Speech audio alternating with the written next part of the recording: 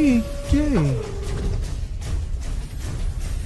of May 2024. I'll get there. I'm going to be your host tonight. All four of you. I got four people. Holy crap. Where did everybody come from? After a whole decade, I finally got four people on my show at the beginning. Such a great moment. 709-589-4406. 709-589-4406. The zombies are out again today. I think I'll show you why they censor me so much. It's pretty straightforward. Former Prime Minister, half the people in Japan were close to being evacuated after the start of Fukushima. It's equivalent to half of America close to being evacuated, or half of Canada close to being evacuated. That's what a nuclear meltdown actually means. And so that was a Freudian slip from him, because telling the truth is considered unacceptable in the nuclear industry. So 2 years later, this is, they claim, is Reactor 4. But have you seen Reactor 4? It actually looks like that. So 2 years later, all the media was pretending they're in the building so that they didn't have to evacuate half of Japan. Why would you want something so stupid in your country? How can you be so stupid to let them do that? It's easy. They block you people like me so you never learn the truth. And they roll out the media who just as soon as cut your throat as look at you. How did we fare last night? How many more seconds or minutes did you give me my video last night? I wonder. It was 2:13:57. And 12 hours later is 2:14:06. So I got 9 minutes longer. Or 9 seconds longer. We believe they're putting software in the video. So when the video was over, I had 7 views. Despite the fact I had 100 views. I had 33 likes, which I'm surprised to let that many through. And it gave me an extra 9 seconds. 12 hours later. It's always 12 hours later. If you take a screen capture after my show is over, and another screen capture 13, 14 hours later, you'll see on the 12-hour mark, it gets longer. It's rarely shorter, but sometimes they'll chop out like 2 minutes. Like they done with my species die-off video on Thursday of last week. So we had the boat out for a drive today. Not in the water, but for a drive on a trailer. We made it to the ponds, but we ran into a few problems. I'm going to have to weld that. I'm going to have to put that back in its position up and down, because that's the forward one. You don't normally have a forward shackle on your trailer. And because it settled, now it's caused me problems today. I'll fix that. I'll show you that later on the show. And this is where my motor is mounted. And so the whole thing is wobbly. So I bought $180 worth of fiberglass and fiberglass mat. I'll show you that stuff. I'll fix that. We'll fix that. We'll get on with it. It's quite the nightmare, though, isn't it? Trying to do something good, right? It's amazing how much I suffer trying to do something good. If I don't try to do anything at all, I don't suffer. But if I try to do something good, I suffer constantly. And then the nuclear industry makes sure nobody watches my videos. A robot will soon try, presentations. So we're going to cover a news cycle. And then who knows where else that could lead to. A robot will soon try to remove the melted nuclear fuel from Japan's destroyed reactor. Now, the problem with the story is it's written by Mari Yamaguchi, so we know this is going to be the cover story.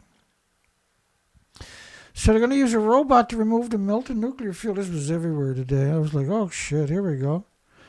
It's going to remove a tiny, itty-bitty tiny bits of melted fuel debris from Reactor 2, apparently. But they didn't say it in this story. From 1 out of 3. There's actually 4.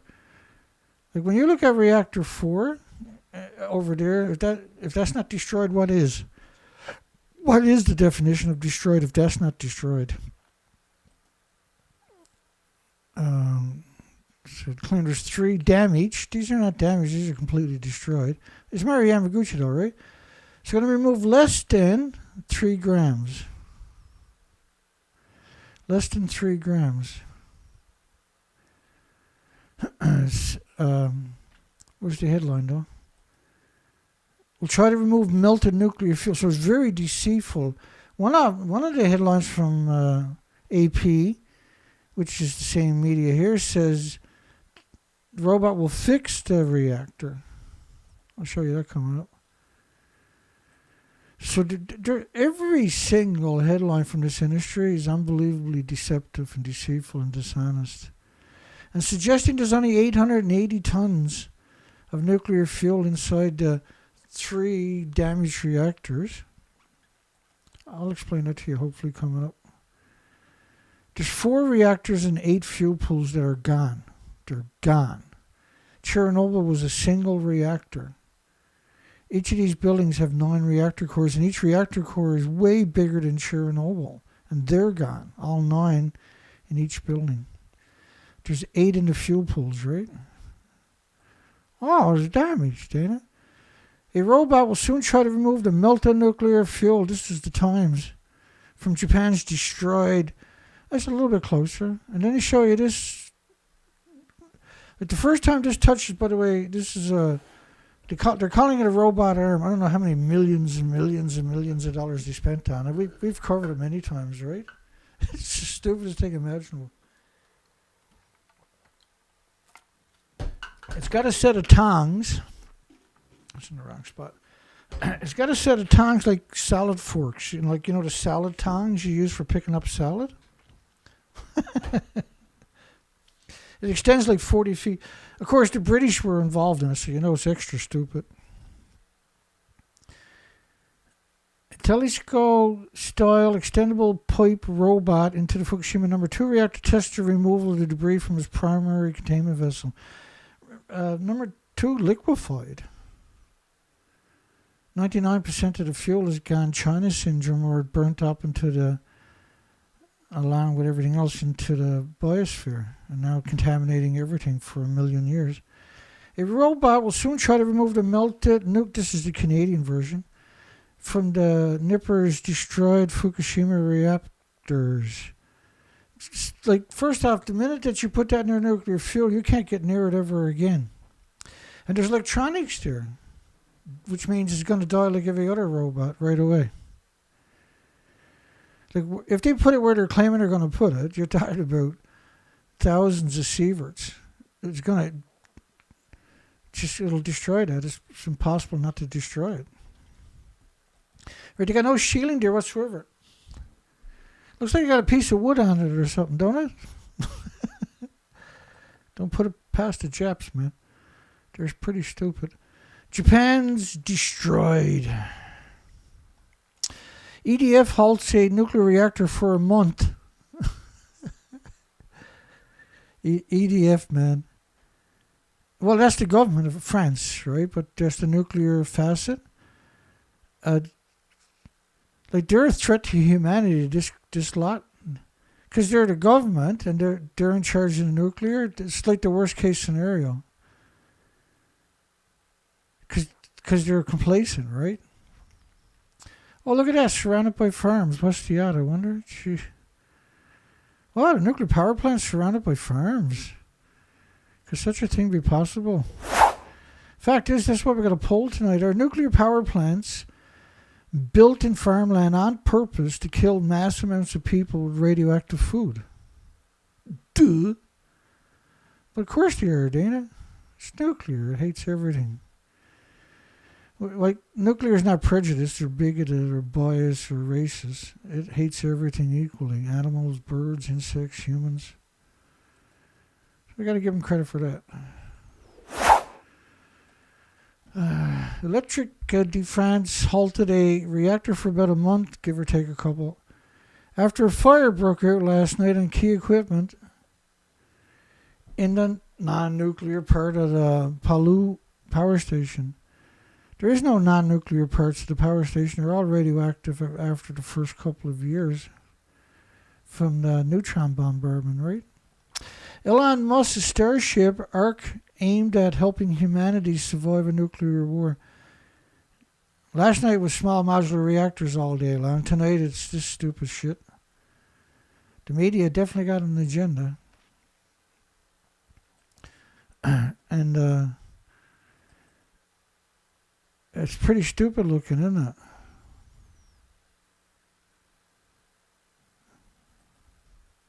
Then they show a kid out there walking with his daddy. Oh, daddy, I'm going to get on that spaceship and go to Mars and save humanity. You're a good son. An early prototype of the SpaceX Starship, the Space Ark, designed to shuttle settlers, hopefully not Israeli settlers, to a terraformed Mars. Ha ha, we're going to Mars.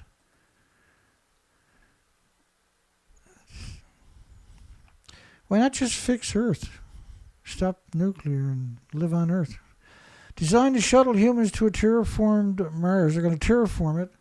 I was going to set off like a nuclear weapon there every 15 minutes for a couple of years.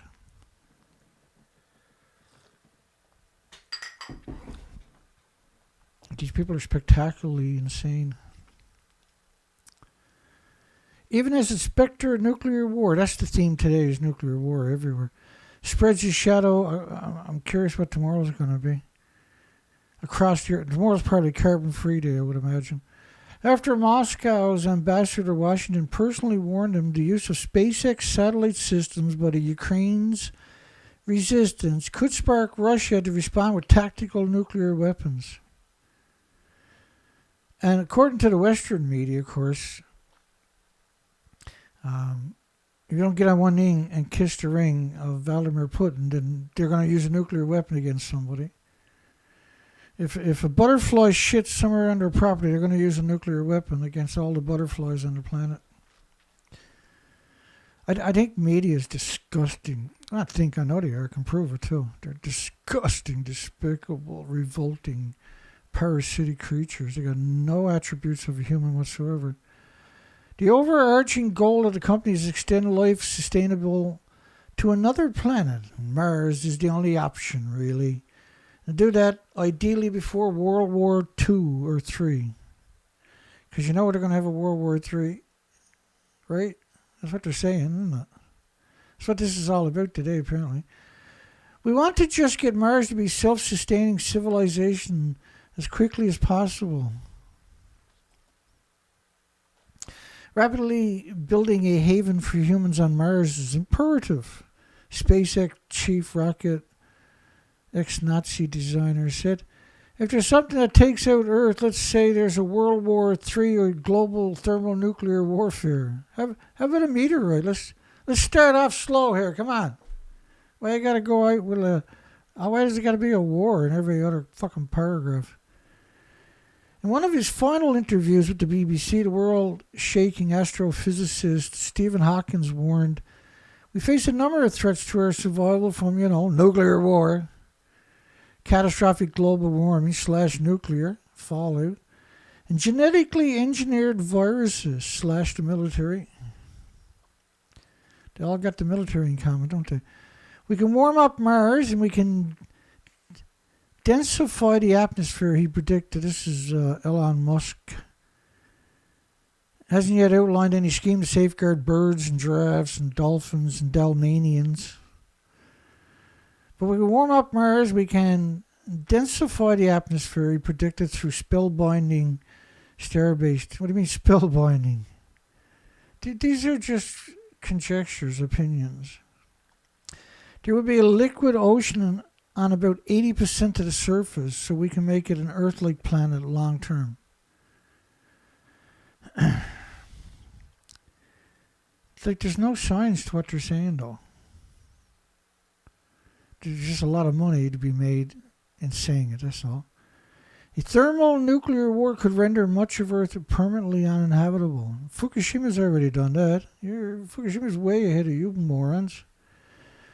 China and Russia issue a nuclear warning. All day long today we're seeing this stuff. The fear mongering is strong today. In a previous statement, Vladimir Putin and China's Xi had added that all, which is a one-party country, right? That all nuclear weapon states should not deploy such weapons abroad and should withdraw any already deployed. This time the language was missing, so therefore this is a nuclear warning. Like, it's so far-fetched, the people who wrote this story. In essence, the demonstrated China's former assent to the move by Putin to station nuclear weapons on the territory of Belarus. First off, NATO got nuclear weapons in all the NATO countries on their borders. What do you expect them to do? That's how it works, right? Stupid, see stupid, do something stupid. So stupid says, well, we're going to do something stupid. It's worth noting the Chinese leader's concluding words to his friend Putin, Vladimir Putin. As we say in China, tree bark forms by the accumulation of soil, while the accumulation of water creates oceans. Go eat your fucking fortune cookie somewhere else, shit lips.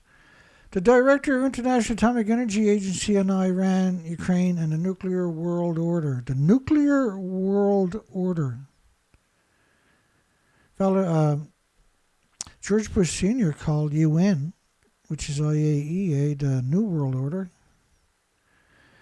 The International Atomic Energy Agency is charged with promoting the peaceful use of atomic energy. They're charged with it, but who charged them with it? Who the fuck are these people? Nobody elected them. They're a corporation. They have a charter. They're a corporation. And they have all kinds of subsidies. One of them is the IAEA. And these are the ultimate meddling machines. And they're taking over your countries through bribery and scandals and deceit and blackmail and honey traps. And Raphael Grossi, the Director General, which is like, I'm the Director General of the nuclear proctologists, but you don't see me screaming it constantly. The Director General, Raphael Grossi, who screams that constantly, I'm the Director General. They got so many subsidies for the nuclear industry, the UNSCLEAR, IRPA, the IPRC, the International Atomic Energy Agency, and there's several more. And they all back each other up as if they're different companies or something, right? They're companies. They don't have the consent of any nation. EDF halts a nuclear reactor for a month as the fire hit. It's very difficult to get that story, eh? Low-dose research and radiological protection in armed conflict in focus at a Committee on Radiological Protection and Public Health meeting. Yeah, that's right. The Nuclear Energy Agency is out being scumbags again. They sit around and pretend that they're gods. Low-dose research, radiological protection, and armed conflict emerge as a key topic at the 82nd meeting of the Nuclear Energy Agency's Committee on Radiological Protection and Public Health. They got nothing to do with it. Their job is to raise the acceptable limits every time there's an event. That's their job, right? That's all we see them do anyway. And when you look at their whole legacy, that's all they've ever done. Program to support Ukraine and member countries during and after an armed conflict. Well, Fukushima released way more radiation than, first off, they're not even acknowledging that the British and Americans have sent, I don't know how much, but it's going to be millions and millions and millions of rounds of DU munitions. They were shipping 300,000 rounds of 155 millimeter depleted uranium rounds. These are dirty bombs, each one of them. It took place on the 28th, 29th of March in Paris. The roadmap will address major concerns expressed by delegates on several points, including the protection of people. That's a joke and a half.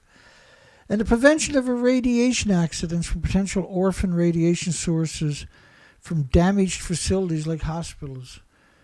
If you get a hospital hit by a war machine, they're not going to go in looking for the radiation because they're not going to get irradiated, so they're not going to be doing it.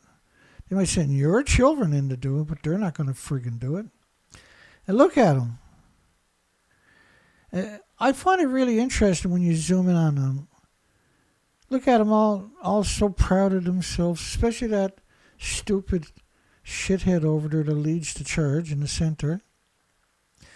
But these are the most worthless humans you'll ever come across. These are unbelievably compartmentalized idiots. These are idiots, right? And they're compartmentalized. And they don't. Most of them don't even know they're idiots. They all think they're special.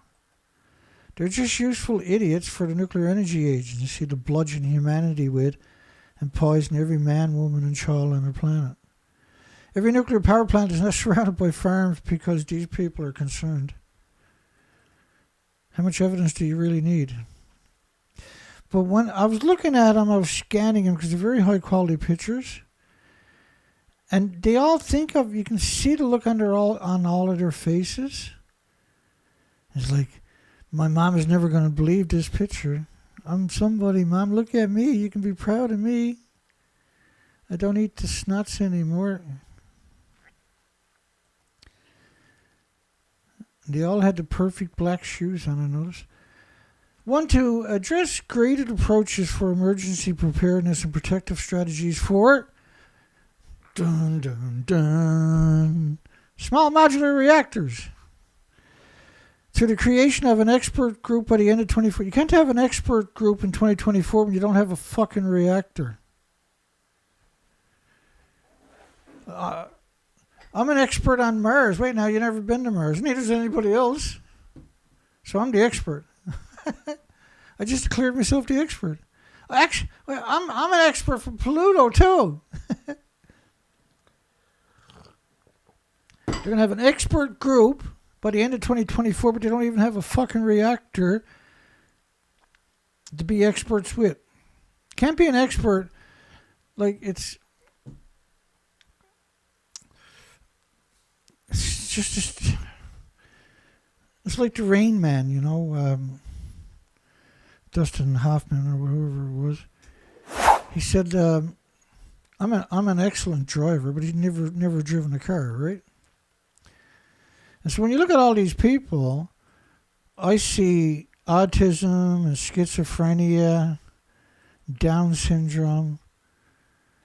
I see egotistic monsters. I see disconnects. Oh, even a little Jap in there too. Look at that. That was pretty nice of them. They only done that for the picture, most likely. A robot will soon try to remove the melted nuclear fuel from Japan's destroyed Fukushima reactor.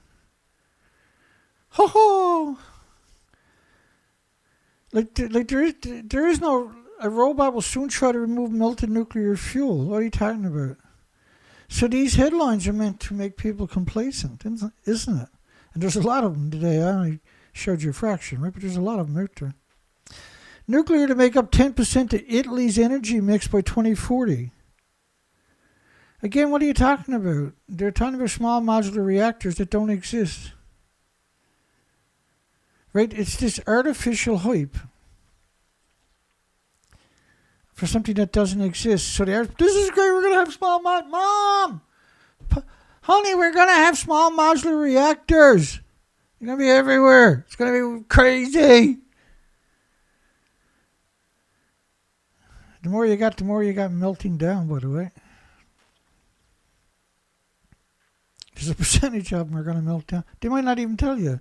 There's lots of meltdowns they never told you about on top of that. There's endless releases they never mention. The quickest way to kill a planet is nuclear power. 10% of the country's total installed capacity by 2040, an energy minister official said on Tuesday. As soon as he got the title official, he beat the wife and the dog on the same night. I'm the boss. Italy banned nuclear production in 2 referendums in 1987, 2011. So 2011, after Fukushima, they're like, let's have a referendum. And everybody's like, yeah, the hell with stupid. But 13 years later, the Parliament reversed the ban to allow the government to include nuclear power.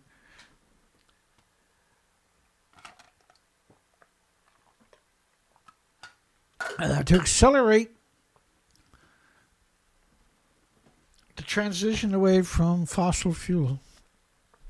The stupidest thing imaginable. And they're talking about small modular reactors in the next two sentences. See that? So why not use geothermal? It actually exists, unlike the small modular reactors. Starting with water-cooled small modular reactors by 2040. Good God, man, have you lost your fucking mind? There is no small modular reactors, and there won't be any in 2040 either. NuScale's already proven that routine. They were the best hope the industry had. They were the shining diamond of the nuclear small modular reactor industry. And it was one great big stupid fucking Ponzi scheme, wasn't it? They even got convicted. Their subsidy company got convicted of a Ponzi scheme a few years ago. They got bailed out by the monsters in the industries. It's the strangest story, really, the nuclear industry. I gotta drink my tea. I'm sorry. I gotta do it because it'll get warm. I can't drink it when it's warm. I can only drink it when it's hot. They're going to start with water-cooled small modular reactors. It's such a stupid. Well, it's Italy. What do you expect, Dana? That's true. You got a good point there. Hey, did I mention a robot will try to remove the melted nuclear fuel from Japan? Really, that's amazing. Robots are fantastic. I want to tell. And they won't read the story because the story will say less than 3 grams, and they'll go like, this is fantastic. The nuclear industry is probably the worst thing can happen to a planet. Just because of the brainwashing necessary to keep it alive.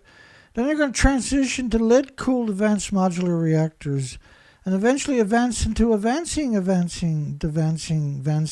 reactors. Oh, and nuclear fusion, he said. Free spaghetti for everybody! Woo! And they use a picture of France's reactor.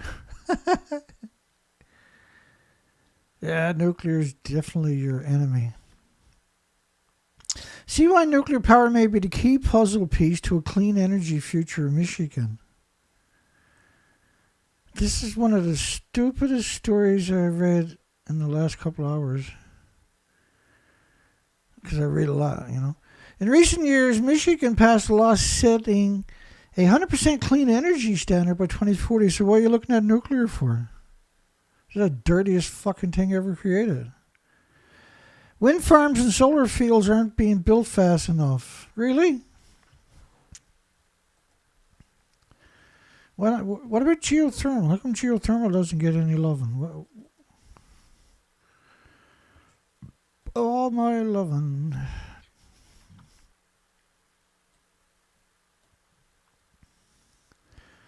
Let me see what we got here. There's got to be some common sense here somewhere. There's no common sense in nuclear, is it? So let's see. Nuclear goes backwards. This is 21st of January 2024, a few months back.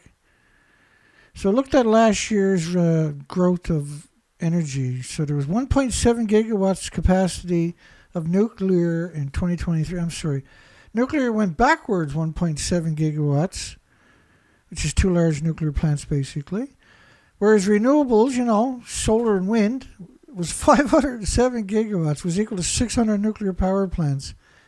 By the way, that's 12 months, not 12 years, but 12 months.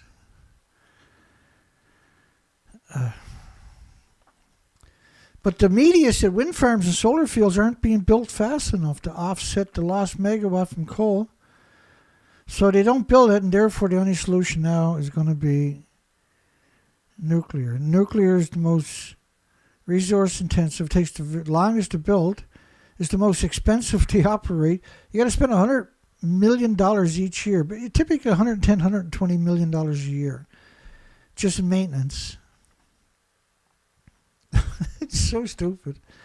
But MLive, the media MLive, spent months in the fields researching and interviewing and touring nuclear plants in Michigan, sites in Michigan, to see if nuclear could be the key puzzle piece to a clean energy future in the mitten state. The mitten state. Let's dumb down the entire population and label them that they wear the nice mittens in the wintertime. That's what they're proud of in Michigan. The media, when you see you on the street, probably stops and gets out and pets you. Hello, little moron. How are you? They also took a trip to the degenerate University of Michigan to meet with scumbag professors. With useless fucking professors. All professors should be tarred and fucking fettered. And students, idiot, future genocidal, omnicidal, monstrous students. They'll grow up to be monsters like their professors, right? At one of the top nuclear research universities. Have you ever heard tell of a top geothermal research institution, university? No. You know why? Because there is none. Because if the minute you look at geothermal, that's the last time you look at nuclear. War in Ukraine might just kickstart a nuclear energy renaissance. Here's your nuclear renaissance. Last year, 2023, there was 1.7 gigawatts of nuclear went backwards, and renewables was equal to 507 gigawatts in 12 months, which is equal to 600 plus large nuclear reactors coming online in 12 months. Actually, it was around 11 months. It wasn't even 12 months. War in Ukraine might just kickstart a nuclear energy renaissance. By Liam Denham. And look at him. He stood there with his arms folded like Mozart.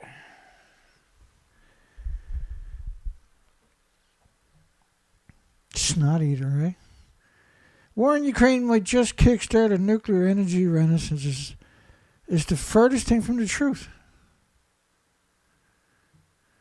The dollar and cents argument for revitalizing the industry doesn't stand up, but cutting a dependence on Russia imports is compelling. He's a Bloomberg opinion columnist covering energy, a former banker.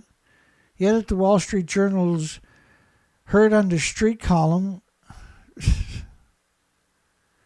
In other words, he's just another idiot who has to suck up to the nuclear industry because of crimes they got him, blackmail they got him bent over. Climate change is supposed to be the catalyst for the long elusive U.S. nuclear power renaissance. Climate change is supposed to be the catalyst. Well, there you have it in black and white, don't we? We see that a lot, right?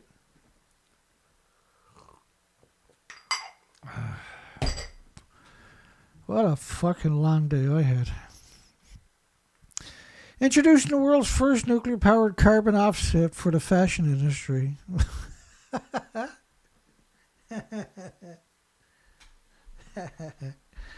I gotta get one of those fucking pinball and hammers so I can smack myself in the head every once in a while. Introducing the world's... Because this stuff drives me nuts, eh? Introducing the world's first nuclear-powered... This is the stupidest story... I think in 2 weeks, not just this week, but... Because there's a lot of fucking stupid stories when it comes to nuclear. There's a lot of competition. But I think this definitely takes the cake. There's stupid, and then there's this fucking story and the people in it. Wait till you get a load of this. These fucking weirdos. Oh my goodness. Introducing the world's first nuclear-powered carbon offset for the fashion industry. This is so stupid. Creating a new pathway for everyone to participate in the race to net zero, which is a paper written by Miles Allen, picked up by United Nations and used to bludgeon humanity for the next fucking 1,000 years probably. The net zero is just... It's the most stupidest paper you'll ever read if you read it. Net zero. Yeah, Ricky Ruff, the founder and managing director of Global Nuclear Concepts. The founder and manager, he's a janitor too, by the way, has launched the first ever nuclear-powered carbon offset for the fashion industry. Ricky Dogshit launched a Global Nuclear Concepts to decarbonize the fashion manufacturing. Hey, do you realize without carbon there's no insects or birds or Rickies? Ricky? What is this? What is that? Look, nuclear earrings. They're not real, I know that. This is just a... As soon as I seen that, I said, well, I hate Ricky for the rest of my life. Ricky Ruff is bringing two unlikely yet very exciting sectors together. He's uniquely positioned to achieve his ambition by leveraging experience in the fashion industry because he worked in important roles at Ralph Lauren and Adidas. So now everybody has to suck his fucking arse every time he walks past. And his relationships with nuclear reactor manufacturers, they use him as a towel boy at the bathhouse over there, right? Ricky detailed the initiatives of Global Nuclear Concepts at Constipated Party 28 in Dubai and the Nuclear Energy Institute Nuclear Energy Assembly in Washington, D.C. He's a player, right? He's a nuclear lapdog is what he actually is. Hey, Ricky, go fuck yourself, you piece of shit. Just saying, I'm not trying to be rude. New nuclear heaters use americium-241. How are you going to poison people in their houses if you start using it up there in space? That's how they're poisoning you in your houses. They put americium-241 in your smoke detectors. And so they got millions and millions and millions of pounds put in smoke detectors worldwide every year. And that's... then people, they're supposed to send it back to the manufacturer when they're finished with the smoke detector. How many people does that, I wonder? Oh, that's right, nobody. Where does it go? To the incinerators? Where you burn it and liberate it back into the ecosystem because you can't destroy it? Everybody should have a heavy bag with a picture of somebody from the nuclear industry on it and punch it every fucking day. Everybody should hate this industry with everything in their body. So they're going to use americium, and this is quite an interesting story actually, 241 to stop spacecraft freezing. Of course, this is not a real picture. Maybe it is. Maybe the people on the moon took the picture and sent it back to Earth. Maybe that's what happened. Right, the little man in the moon. The little reptile in the moon. The University of Leicester partnered to develop nuclear heaters to allow future landers and rovers to survive the freezing lunar night. There have been a number of robotic lunar landing attempts recently with varying degrees of success on the moon. That's the strangest sentence you're going to read in a while. However, they all done one thing in common. They had very limited mission lifespans. Some of them only had like a 2 or 3 day lifespan. Why would you send a rover to the moon that can only last 1 or 2 days? Why would you do that? How does that even make sense? You ever heard tell of solar power? I don't know what they're up to, but when was the last time somebody went to the moon? Oh, that's right. 45 years ago, if they actually went there. It's but if I do a video on the moon, then United Nations will show up under my video and direct you to go to their site to talk about the moon. Because nobody else is allowed to have a real conversation. There have been a number of robotic lunar landing attempts. Not success, but attempts. There's been a number of attempts to land on the moon with varying degrees of success. They all have one thing in common.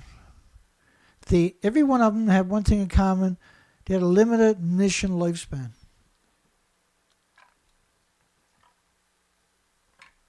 As soon as it got dark, the batteries died, and that was the end of it. Oh, well, too bad. What's the easiest thing to fake? It's that thing right there, right? Yeah, we sent it, but it only had a 2-day lifespan, so the camera wasn't that great. In a day when the cameras are typically a couple of 100 million pixels, their cameras were only equal to about 1 megapixel. A million pixels, rather. When the sun is up, the thermometer rises 250 degrees Fahrenheit. At night, it plunges 208 degrees Fahrenheit. So daytime isn't too much of a problem. I think the problem is that these people lie so much they can't keep any of their lies straight. They can't keep a single one straight. These units aren't nuclear reactors, but what are called radiothermal generators. They don't work by fission, but the natural radioactivity decay of enriched nuclear isotopes like plutonium. Wait a second. What are you talking about plutonium for? Not only is this a private venture, how's it getting access to nuclear? To support private lunar missions, it also uses a different isotope, where most other space missions use plutonium-238. Some of the rockets blew up and everybody got plutonium-238 in their bodies because of it. Every insect, every bird, every human, every animal. The new heaters will use americium-241. It's cheaper and less controversial, says the monsters, and has a half-life of 400 years, so 4,000 years. So it can keep a rover toasty for many years.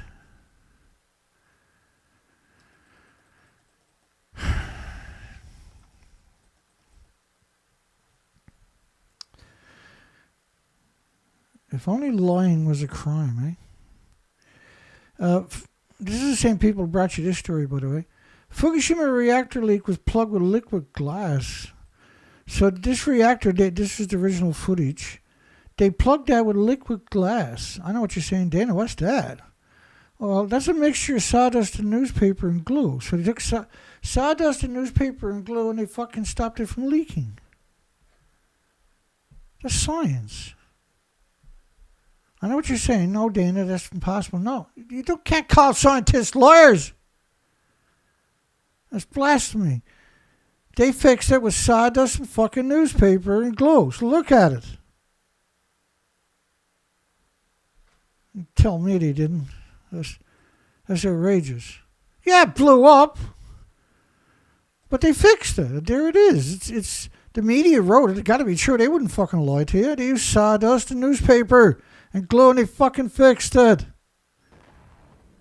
They fixed it. You don't need to see that. They fixed it.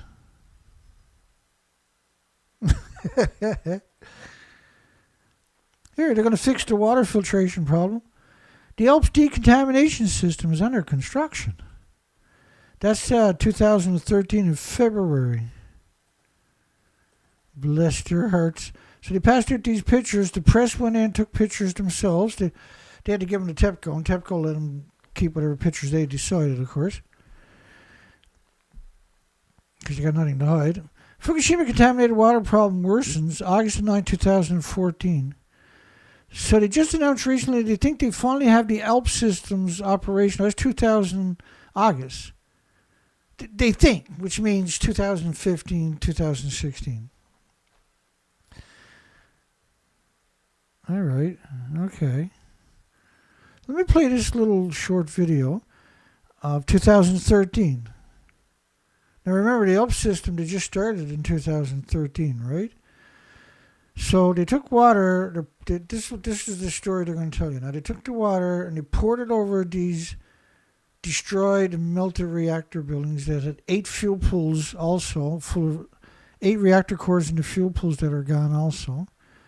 And when you pour water over that, it's like, if you got 2 liters there, it's going to kill you in a few minutes, just sitting there in the same building. Okay. So if you fill up a tank, you're talking multiple millions of sieverts. 3 sieverts is a lethal dose for a human.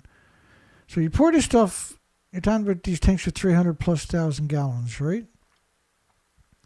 So remember, in the first year they had 865,000 cancers because nothing got out, right? The Fukushima plant sits smack. I screwed up. Hang on here. I gotta turn the original volume back down. My apologies for that. Okay, so this is 2013. Now they're going to tell you all the tanks were filled. A thousand. They're going to talk about 1,000 large tanks were filled in 2013. The Fukushima plant sits smack in the middle of an underground aquifer. Deep beneath the ground, the site is rapidly being overwhelmed by water. Beneath the surface, water flows downhill and into the basement of the damaged reactor buildings. There it is contaminated with high levels of radiation. To stop the groundwater flowing on into the nearby ocean, engineers are building an underground barrier. But that is causing the groundwater level to rapidly rise. It's now so high the water will soon reach the surface. Then it will start flowing overground into the sea. This week, the company that owns Fukushima, TEPCO, made this disturbing admission. We understand that this water discharge is beyond our control, and we do not think the current situation is good. Outside experts say it's now clear TEPCO is incapable of handling the cleanup at Fukushima. It's time for the Japanese government to step in. The situation is already beyond what TEPCO can handle, he says. If it were possible to take proper measures, they would have done it already. It's not as if TEPCO is refusing to do what they can. They're doing everything they can, but there are no perfect solutions. Even if the government does step in, it's not clear what it can do. The only other solution is to pump out the contaminated groundwater and put it in storage tanks. But after just 2 years, the site is already jammed with more than 1,000 giant tanks. Most of them are already full up. At least 400 tons of new water pours into the site every day, and it's going to continue for years and years. Fukushima's water crisis has only just begun. Rupert Wingfield-Hayes, BBC News in Tokyo. Yeah, and the crazies are in overdrive.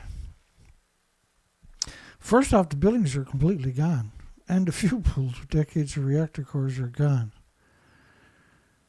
They picked up 30 million one-ton bags, which is enough to do that right around the entire planet more than once. And even if you built the biggest robots in human history, and in the future of human history, you still can't deal with it. Because, the reactors actually blew up, the buildings are actually gone, decades of reactor cores are gone. There's much more going on, though, that the typical person is not aware of.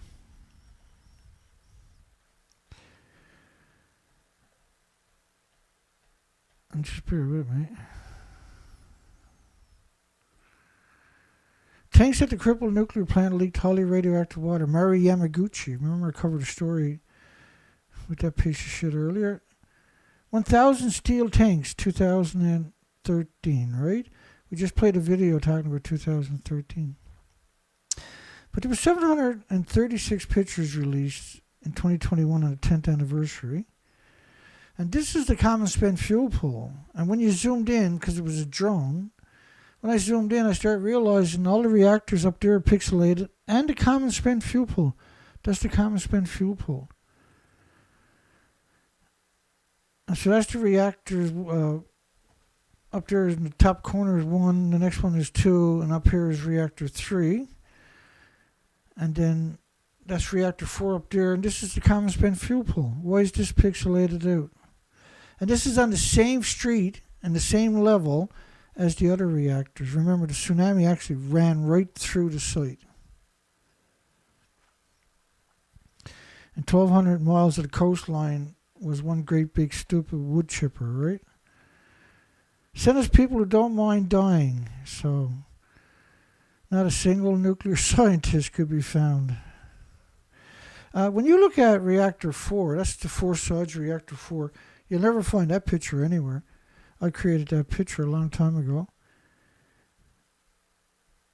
And the fuel pools are at the very top of the buildings. It's gone, right?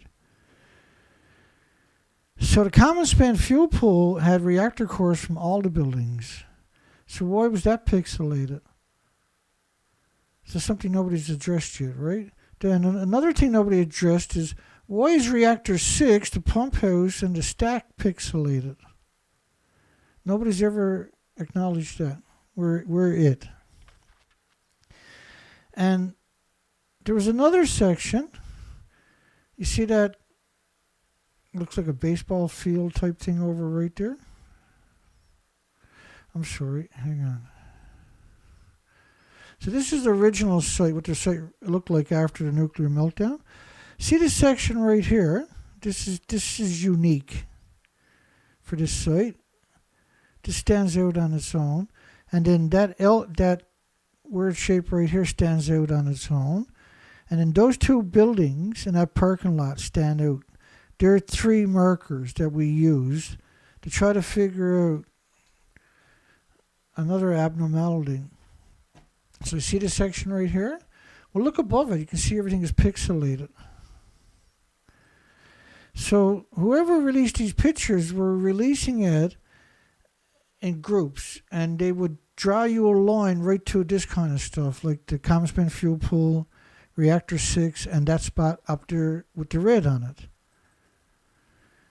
And so that whole area is pixelated. We don't know what it is. And it's quite different today than what it was back then. But that marker is now gone.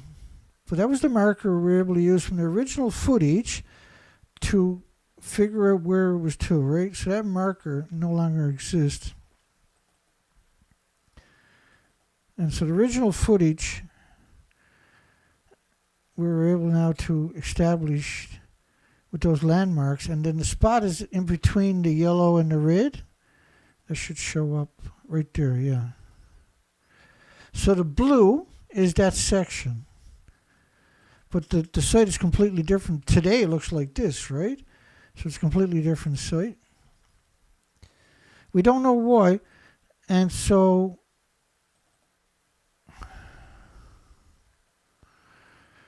it was interesting because, let me see if this is it.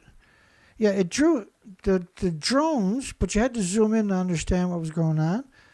They released these sets of pictures, and the drone would draw you a line, basically.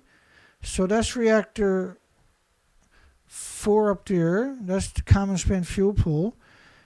And so it drew you a line right to that spot, and then it stopped. And when you zoomed in, you can see all these pixelated areas, right? Sorry. Right here. And then the picture stopped. So it was drawing you a line with no explanations. Nobody's ever covered these pictures that I know of on the entire planet. We're the only people that actually covered these pictures. So they actually drew you a line from the common span fuel pool straight inland. And they'd done it from 2 different directions, right? So then they'd done it from this direction in. They'd done it coming out, and then they'd done it going straight in. So they released 2 sets of pictures. Let me go back 1 picture. And it was up in the top corner. So when you don't notice it, though, from the original shots, you have to zoom in because these are zoomed in shots for the drone. Those pictures weren't released for something to do. They were warning you in 2021 about that spot and about the common spent fuel pool and about reactor. Now that's the dry cache storage rate. We actually got footage they released. There's 1,900 other pictures released, and I've done presentations and all of them. I should redo them again, actually. So that's the dry cache storage. And up here at the very tip is reactor 6. And so then it draws you a picture right to reactor 6. Whoever released these pictures were trying to warn you. See how it draws you a picture directly to reactor 6? Oh. And when you zoom in, you'll notice everything is pixelated. Why did you do that? It's quite telling, right?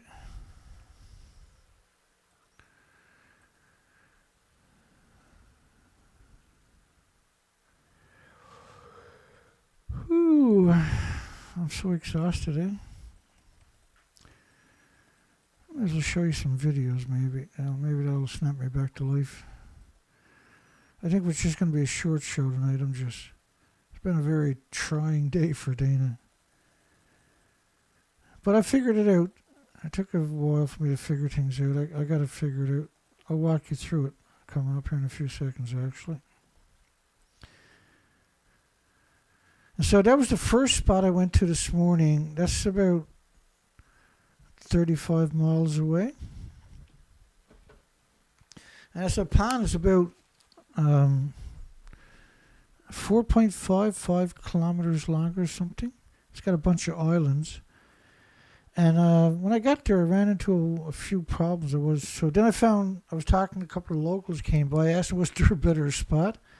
And it was just around the corner was this spot. And they actually got a ramp goes out into the lake there. But yeah, I can't use it. I gotta. Oh, sorry, let me go back to that. Yeah, I'll show it to you. Yeah, anyway.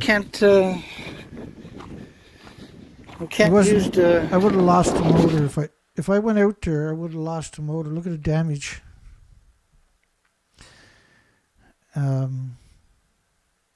That's serious damage.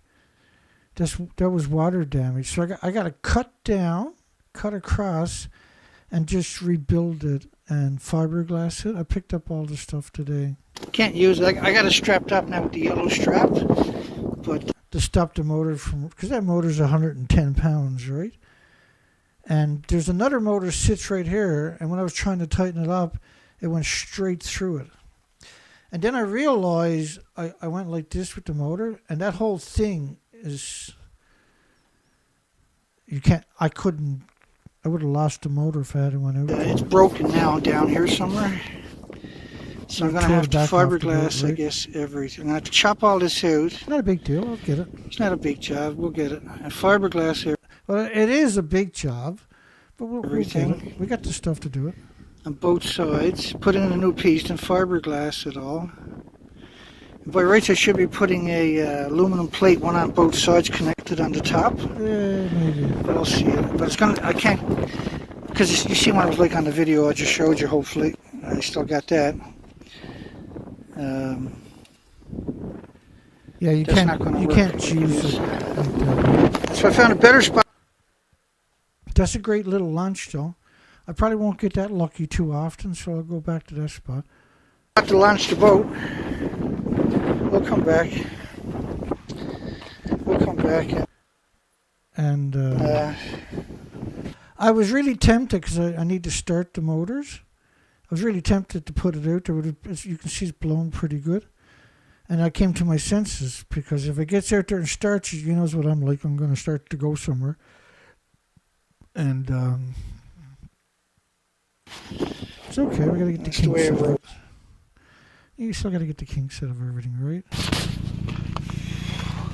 And so, oops. I tore a light and the fender off. I broke that off. What happened was I got shackles on both of my springs that I put shackles on because the axle is a little bit bigger than the one I took off, right? I'll show you the solution. I figured it out tonight. That'll teach me. That caught me off guard. I know how to fix that scenario. It doesn't happen again. And so I went down and picked up fiberglass and fiberglass matting. So another $180. That's 10 pounds of fiberglass, reinforced body filler, but you can use it on wood. And then the mat, I got a huge $50 piece of mat, fiberglass mat. I'm not sure how much I got to do, so I got the big one. That's going to fix it. That was over $50 on its own. Apparently there's a lot of fiberglass. I hope there is, because that's a lot of money for a package of fiberglass, but it's okay. We got it now. What is it? It's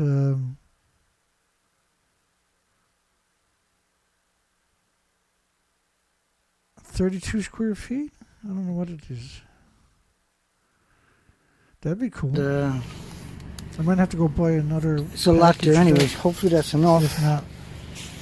And yeah, that's where we're to. That was a few hours back. Because you know how I work, right? I got a big problem. I better go deal with it. So I get home, I take the motors off, I access it, and I says, well, if I look it up online, I said, I'll go buy that. And because it's pressed wood we're talking about, where it's layered, I'm not sure what to put in there to replace it, but I'll figure something out. And so the body filler, I really thought that was going to work. I was just thinking it was the top part, but it's severely damaged, right? Okay, let me play this other section. Hopefully I don't interrupt you too much.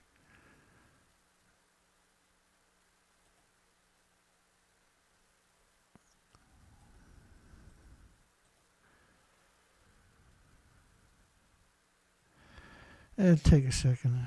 Here, I think we're ready. Yep, here we go. So I'm going to probably going to reinforce it across here and slice it off fiberglass in a chunk of wood. So I'm basically going to put a fiberglass piece across the whole back of it, and then put fiberglass matting on it to give it some stability. Replace the top part, and then fiberglass mat everything, and then put these pieces back on. And we're going to be in chop business. out the top. Do that on Thursday because put back another piece of wood. It's going to be a rainstorm tomorrow. Put mat on it, all, and fiberglass everything into place. And that should fix it, I hope. Heaven knows we got lots of fiberglass. There's a shitload of fiberglass. Yeah, that's a broken fender, yeah. I'm exhausted. We only got one light. You know what happened to the light? The shackles. Because normally you only got one set of shackles, right? Let me go backwards here for a second. So there's a shackle in the front. That's the back shackle. And what I got to do is the front shackle. Let me do that again. I got one set of shackles, right? So I got two. I put two sets of shackles. I screwed that up. Sorry. Because normally you only got one set of shackles, right? I'll show you. I put two sets of shackles. Okay, so what I'm going to do is move that back into its proper place, which is back right here. Right? So this piece here got to come back to here. And then I'm going to weld it so it can't move. And because that moved, it shifted. Right, it shifted this one too, moved the back tire back, that grabbed the fender and tore the fender off. It never damaged the fender, it only destroyed the light, right? And I will get another light. And so I'll weld that back on tomorrow. I'll weld the front part so it can't let go again, that's the back part. I'll weld that back front and do the same thing on the other side. I'll probably do that tomorrow because it's going to rain. That's a good time to do welding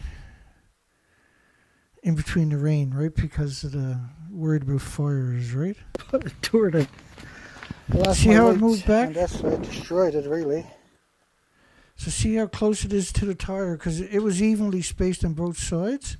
So when I move it back to where it's supposed to be, or I had it, I'll put the torque wrenches on it again, and or the impact wrench on it, and then I'll just weld it right where it's supposed to be, and now then it can't settle back. Anyway, that's the solution. Nothing but pieces. That was because sometimes you feel like you're defeated, but look how rotten it actually is. I mean, that's rotten. There's nothing there, right? So I got to chop all that out, take off these labels, I'll rivet them back on, and then rebuild that whole section, put some support, and put 2 legs down to the floor is what I'm really going to do to it. That's where I had the small kicker mounted, and it just crushed everything. So I'm going to fiberglass 2 legs. So if I cut down to probably the floor, right down to here, I got to pull these off and stick them back on with the rivet gun. It'll bond the wood, right? So if I put 2, you know what I mean by legs, like a L shape, and fiberglass them into the floor, which is removable, so you won't be able to remove the floor if I do it, which doesn't matter.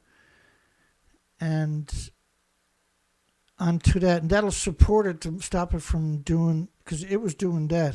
It's like, because you travel all that way, right? You go through all that effort. Now, well, at least now I got everything packed up and put together. That should fix it. I'm hoping to get most of it done tomorrow. We got lots of. It's gonna rain, but we got a crap load of mat, and we got 8 pounds of 10 pounds of fiberglass. So we'll get there. Now tomorrow is going to be a rainstorm tomorrow. Tomorrow is going to be heavy rains all day tomorrow. So I might chop this out this afternoon because it's getting late now. I didn't. I was so exhausted and stressed I ended up having to take a nap.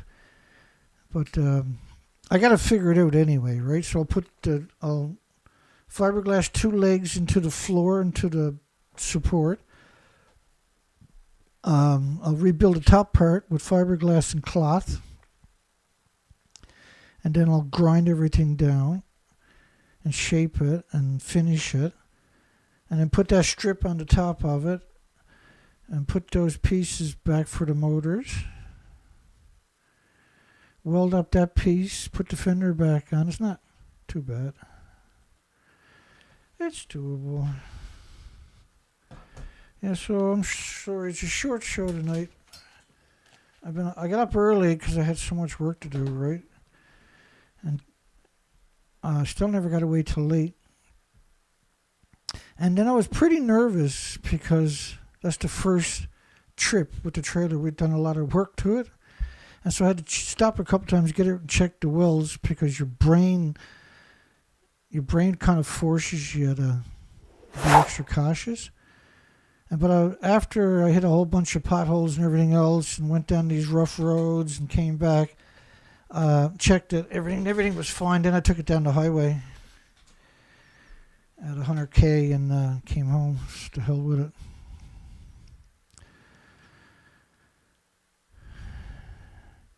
Yeah, the fender brace is close to the tire because the whole mechanism moved. And so I'm going to move it back, weld it into place, and then it won't be close to the tire anymore. Because the whole axle moved back, right? Because you're not supposed to have, not that you're not supposed to have, but you typically only have one shackle. And so the front one is connected directly to the spring, and so it can't go back, right? And so I made a mistake by not welding it. And that'll keep it from going too close to the tire. That won't happen again. That happened because I hit a great big pothole, right? And I didn't have it properly torqued. You got too many other things to do, right? Alrighty, so let's come over and close the poll. We're going to call it a night. Are nuclear plants built in farmland on purpose to kill mass amounts of people with radioactive food? So after the show is over, make sure to come back and somewhere in the next number of hours, if possible. Come back and watch the video for a minute or something, and because those views that I'm getting right now are not going to show up when the video is over. It does for everybody else, but it doesn't for my videos. Because the nuclear lobbying group don't really have anybody to pick on, right? And so they're going to hell on me every day. I'm like an insect to them, and they'll kill everything to get their paychecks every week from the nuclear energy, and they think that they're invincible and that it won't come back and haunt them down the road, which is sad, really, right? But that's how they work. That's the only reason that you know what I'm trying to say, hopefully, anyway, right? Let me see here. Yes, that was a long, horrible day. We'll pick up the baton again tomorrow. We'll get busy again tomorrow. I'll get some sleep tonight and recover. We'll get it in fiberglass, everything, if the weather's appropriate tomorrow. If not, we know we're going to be good weather on Thursday. It's perfect weather on Thursday. It's supposed to be 19 degrees Celsius, sunshine all day. And so I'll have this finished on Thursday. I have the motors on it Friday, and I'll be back out there for the rest of the summer now, once we've resolved that two issues, right? We got to move the axle back to where it's supposed to be welded so it can't pull forward anymore. And a few other little things that I noticed too I'll get done. Put the fender back on. I mean, this is not hard stuff. It's just time consuming and takes a lot of... And we already picked up all the material, which reminds me, remember folks, you know, the entire planet is counting on somebody doing the research, somebody doing the work, somebody putting the effort in, the time in. And I just can't do it on my own. People got to help me. The world is not aware of the danger, and we need to keep this operation moving forward. So there's links in the bottom of my description, at the both of them directly to the only two ways to donate towards me. The first one is my PayPal, Dana Durnford, at my PayPal account, directly to my PayPal. You can't make a mistake. And you don't need a PayPal account to donate. And the other one is the nuclearproctologist.org. I've had that site for over 10 years. It's almost 11 years now. And we've never had an issue with it. And you can donate with credit cards. You can buy Google Play cards or Apple cards and donate. So if you haven't got a credit card, it doesn't matter. You can go and buy a $30 or $15 Google card and you can donate. Just put that number in where the credit card would normally go. There's a whole list of different ways you can donate through my website at the same spot. We've never had an issue with it. Okay, so great. We'll see everybody tomorrow night. Have a great night. Have a great day tomorrow. Hugs for everybody. And thank you, everybody. Take care.